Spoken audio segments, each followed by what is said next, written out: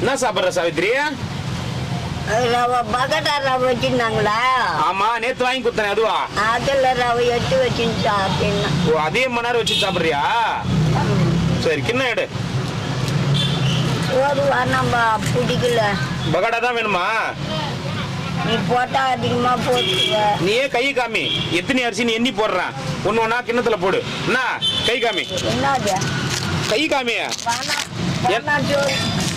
கார குழம்பு காமி. நீ கையை காமி, காலை காமி. வேணாம். சரி, கையும் காமி தல, காலும் காமி தல, கிண்ணத்தை காமி.